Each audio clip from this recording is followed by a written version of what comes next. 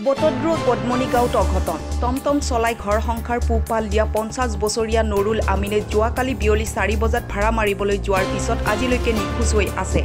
আজি পুৱালৈকে বিভিন্ন ঠাইত বিচাৰ খুচাৰ কৰি নোপোৱাত পৰিয়ালৰ লোকে বটদ্ৰ থানাত এক লিখিত এজাহাৰ দাখিল কৰে।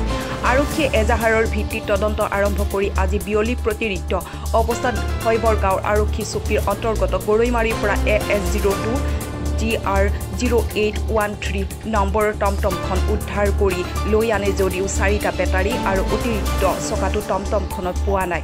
বৰ্তমানলৈ আৰক্ষীয়ে তদন্তত অব্যাহত ৰাখিছে যদিও চালক নুৰুল আমিনক উদ্ধাৰ কৰিব পৰা নাই।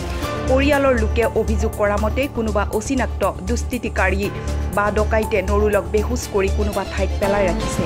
গতিকে কোনো সদাশয় লোকে লোকজনৰ সম্ভেদ পালে বটদ্ৰ আৰক্ষী নহলে 7002788643 এই নম্বৰত যোগাযোগ কৰিবৰ বাবে পৰিয়ালৰ তৰফৰ পৰা অনুৰোধ জনাইছে। চাওক আজি কালি আপোনাৰ সন্ধিয়া 4টাৰ পিছত কদমনী গাঁৱৰ নুৰুল ইছলাম নামৰ মানুহজন টমটম চলায়, ই ৰিক্সা চলায়। কালি 4টা বজাত ওলাই গ'ল, এতিয়ালৈকে তেওঁৰ কোনো সংসত্ৰ পোৱা নাই। গোটেই ৰাতি মিতিৰালিৰ ঘৰত খোজ খবৰ ল'লে, একো গমগতি নোপোৱাত আজি 9টামান বজাত বৰদোৱা থানাত তেওঁলোকে এখন দৰখাস্ত দিয়ে। সেই মৰ্মে পুলিচৰ তদন্তত ই ৰিক্সাখন গৰৈমাৰীত পায়, কিন্তু মানুহজনৰ মোবাইলটো ছুইচ অফ আৰু এতিয়ালৈকে মানুহজনৰ কোনো হেৰি পোৱা নাই, সংসত্ৰ পোৱা নাই। গৰৈমাৰী ক'ত পোৱা গৈছে? মাজাৰ ওচৰ খালি পথত পৰি আছে নেকি?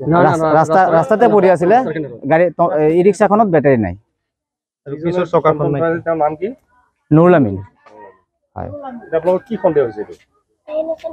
তেতিয়া চাওক মানুহজনৰ যদি একো খবৰ পোৱা নাই, কোনোবা মাৰিব পাৰে, কোনোবাই ড্ৰাগছ খোৱা মানুহে বা আজিকালি যিটো ওলাইছে এটা দুষ্ট চক্ৰ আছে, মানুহৰ কিডনী বিক্ৰী কৰে, তেনেকুৱাও হ'ব পাৰে বুলি আমাৰ কিবা সন্দেহ হয়।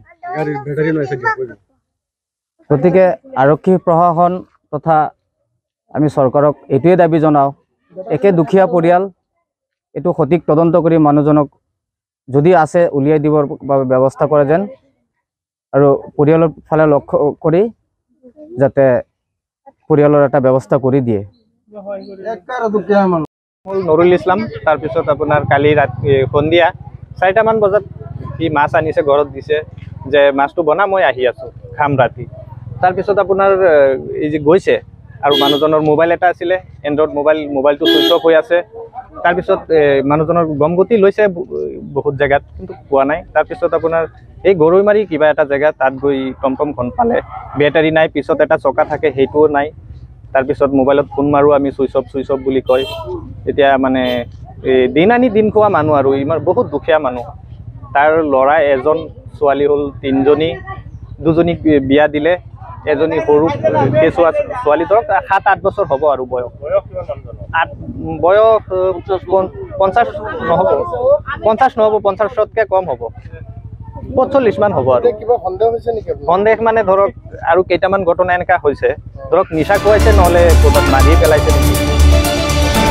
বটদ্ৰৰ পৰা ফখৰুল ইছলামৰ ৰিপৰ্ট, E24 লাইভ ব্ৰেকিং।